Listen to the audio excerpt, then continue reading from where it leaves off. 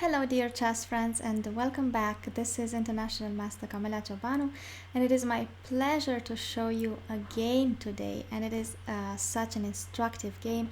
It has been played at World Championships in 1966. We have Boris Spasski as white against Tigran Petrosian as black, and this is from round number 7, so they all drew all the 6 rounds before this round, and finally Petrosian wins one game.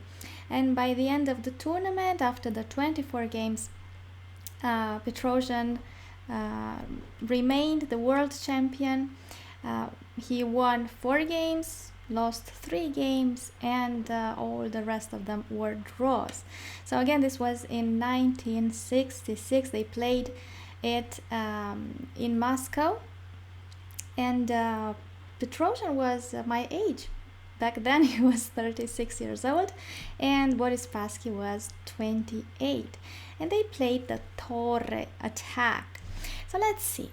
I will go right there to the game and we'll try to comment some moves, but what is the most important, I think, is to understand what principles they used. And since our title for today is the castle assault, we'll see how to attack on the castle. Okay, so we'll go through the opening quite quickly.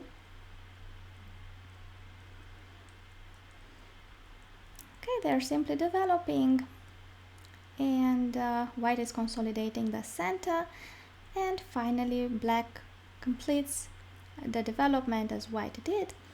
And something changes at move number 10 because the pawn structure has been modified, and white has doubled pawns on the e file, and black also would like to castle at some point. So the question is where is black going to castle? Okay, because he does have a choice. He could either castle short or castle long. So what do you think he decided to do? Okay, so pawn to h6 is an intriguing move because it seems like black is preparing to push the pawn on g5 and start an attack on white's castle. Therefore, we might take a guess that he will castle long. And Spasski plays pawn to b4, just trying to open the queen side so that black's king will not be able to castle on the queen side anymore, but black castles just the same. Okay, so g5, bishop to g3, pawn to h5, threatening to trap the bishop by pushing pawn to h4 and gain it. So white will push h4. Okay, so black has a new decision to make. Is he going to push the pawn or is he going to trade pawns? And since he's going to attack on the castle, the good decision is that of trying to open up the wing where the opponent's king is located so that he can attack it easily. Good, so he takes the pawn and white does not take it back. And finally black makes the long castle. It appears like the king is safe on the queen side because there are many pieces around the king and white does not really have attackers. Good, so white even pushes a4. Probably the idea is that of pushing a5 and trying to open the a file and then trying to open the b file. Okay, remember, whoever attacks on the castle should try to break in that castle. That's why we called it the castle assault. Okay, so what is black going to do? Do you think that he will open the position where his king is or not? And he doesn't. He pushes pawn to c4 in order to keep the files closed. And look what happens next after bishop e2, even pawn to a6. So now if white pushes the pawn to b5, black can block all the files by pushing a5. And if white pushes the pawn to a5, black can block by pushing b5. So once the queen's wing is completely blocked, black can focus all his attention on the king side, where he's going to assault white's castle.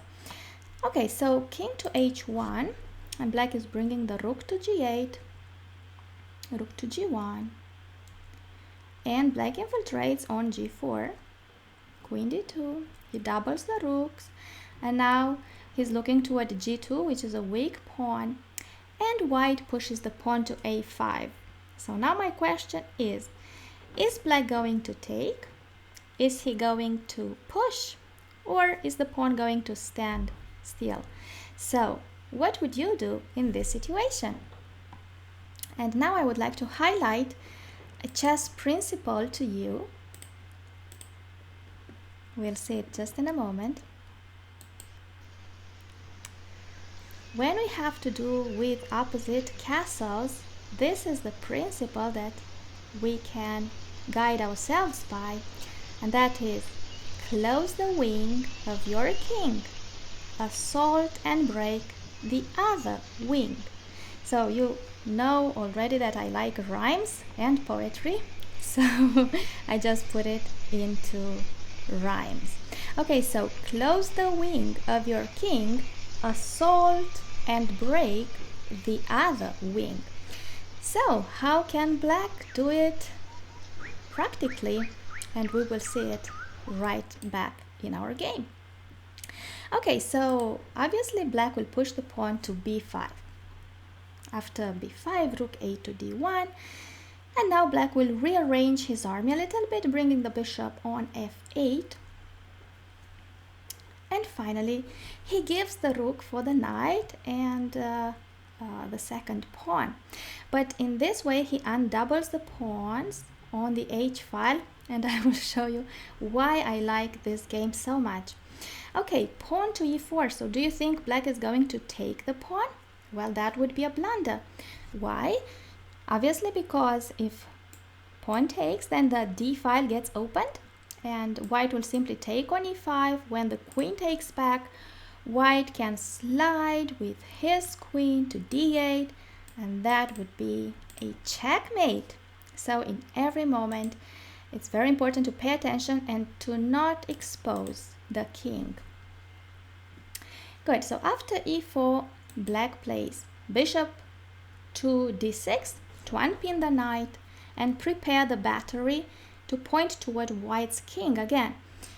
Okay, so black wants to trade bishops, and finally he marches on with his army of the pawns. So we can see that black has all 8 pawns disposed on all 8 files. So this is so nice. Finally, one pawn gets taken, but look what happens, because now the avalanche is coming. Okay, the pawns are marching on and they are trying to break in the castle and reach to white's king. Okay, knight f6 attacking the queen, and then this queen has to go back. And now black plays pawn to g3. Why can he play pawn to g3? It doesn't completely close the wing, because black can still push h3 and then open the h file, and he will already have 2 outposts on h2 and f2, and then once he takes dominion of the h file and checking, he will be able to infiltrate, and white's king seems to be in trouble. Okay, so rook to e1, pawn to h3, beautiful. Okay, the rook comes on the soon to be opened h file, and finally now another another hit, pawn to e4. Okay, so black wants to open up also the f pawn so he can advance it. Oh, if white didn't want to take on e4, black will force that pawn from f3 to just move away from the way of black's pawn. Okay, so what is white going to do? Black is threatening even to infiltrate with a knight. Okay, he already did that. And finally, pawn to f3, threatening the checkmate with rook to h1. Can you see that the king has been exposed and he has no escape, unfortunately. Good, so rook to g2, white is forced to give back the rook. Pawn takes. I just want to see, if not rook g2, what else? If king to g1, I think black could simply play queen h6, threatening the checkmate on h1. Okay, so let's see. He played rook to g2, pawn takes on g2, and so in this position white resigned after move 43, pawn takes g2. What happens if the king takes, for example? Black can simply bring the queen, threatening the checkmate on f2. If white tries to defend the f2 square, then this checkmate can come. And in any case, there is some checkmate waiting. If white will defend that with rook f1, then he still can't escape the checkmate.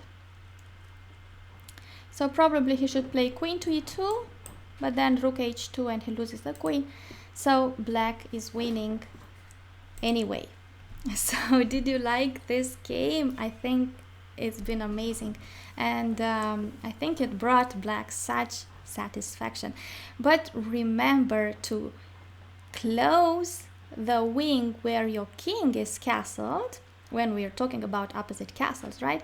And then open the side of the board where the opponent's king is castled. Well, thank you so much for your attention. This is International Master Camila Ciobanu again, wishing you a wonderful day, and I'll talk to you soon.